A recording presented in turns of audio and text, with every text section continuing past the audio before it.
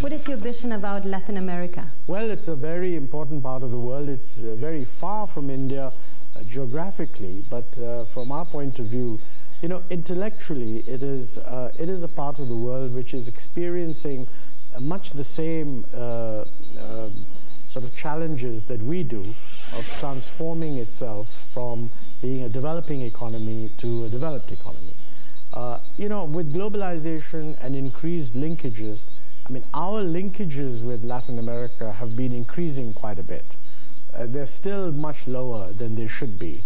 And that's understandable because, you know, initially businessmen exploit opportunities in industrialized countries. But today, Latin America is growing faster than the United States. What are your perceptions about Argentina, and how do you think that India and Argentina can come closer? Everybody knows about Argentina because you're a very important country in South America. But you know, as far as the economy, of course, Argentina is, there are many things in Argentina which, I mean, you're most famous, of course, you're a large agricultural producer, but with a very different climate. You're an excellent producer of wine, by the way, and we are a new wine producing country. So maybe we can do some collaborations in that area. Globally, you know, we are both members of the G20.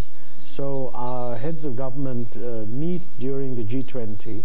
And so in that sense, we have a voice as to how the new global order should evolve. How do you see India as a member of the Bric countries? I think the growth of emerging market countries, BRICS is just sort of Brazil, Russia, India, China, but there are other groupings like IBSA, South Africa comes in also, etc. Of course, along with Argentina, we are members of the G20. So I think the world has changed, and in the old days, there was just the industrialized world, and everybody else was called developing countries. Now, basically, there's a recognition that there are 5 or 6 fairly large emerging market countries. They're growing much faster than the industrialized countries. And certainly in 20 years' time, the distribution of economic power in the world will be very different. According to most projections, 20 years from now, China will be the largest economy, the US may be second, and India might well be third. Now, when I say largest, I don't mean richest. I mean, the US will still be much richer.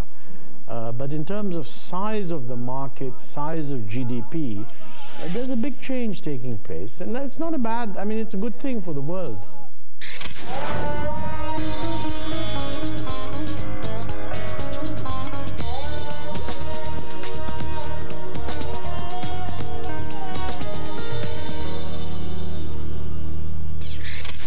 What are the business opportunities that India might be looking all over the world? We let the businessmen explore potential wherever it exists. So my guess would be that Latin America has a range of products, whether it's mineral products, even agro-processing, and of course manufactured products, things we can buy from them and things that we can sell to them. I mean, right now, airlines in India, for example, are buying the Embraer from Brazil. What are the main strategies your planning commission is focusing on? Well, right now we are working on the 12th five-year plan, which will begin next year. So, you know, we look at a 5-year stretch and see what are the challenges that we have to face. We perceive the challenge right now as, first of all, to accelerate the growth. Within that, we need to build a lot more infrastructure. I mean, like with most countries, growth today is private sector driven. But for the private sector to be efficient, they need to have really first-class infrastructure. And infrastructure has to be provided through a government initiative. We're also putting a lot of emphasis on building infrastructure in rural areas.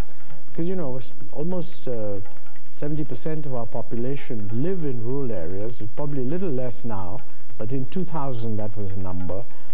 And to give them connectivity, to link them up with the modern economy, railways and what have you, those things are very important.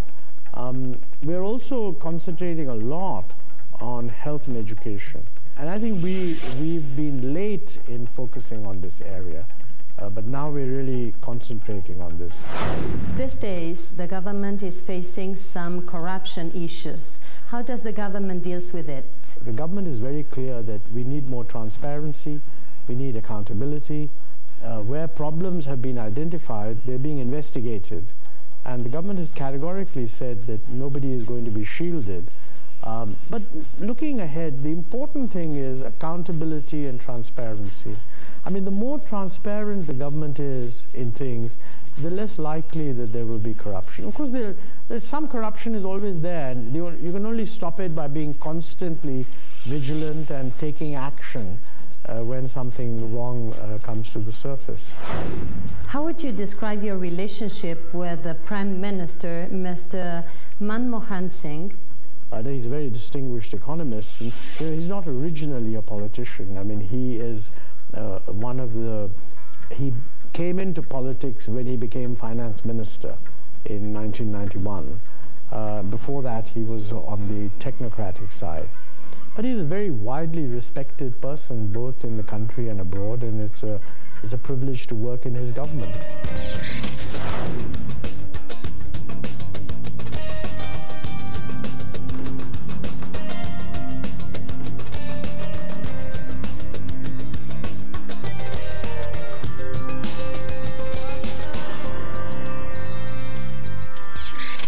I would like to know something about your personal life. What do you like to do when you're not working? Outdoors, I play golf. Are you a good golfer? No, I'm not a good golfer. I'm a keen golfer. Okay. I mean, I enjoy playing golf, but I play bad golf. I'm really a social golfer. I go out, play golf with friends, but not in a furious way to improve my game, basically. I know you belong to a Sikh family, and I would like to know which are the differences between the Sikhs and the Hinduism. Sikhism is a very young religion in India. It was set up really around the 15th century or so, and it evolved in the next 200 years. I mean, clearly it takes a lot from Hinduism, but the Sikhs regard themselves as a separate religion. It's a humanistic religion. It sort of emphasizes the commonality of all of humanity. In many ways, it builds on Indian philosophic traditions that already existed.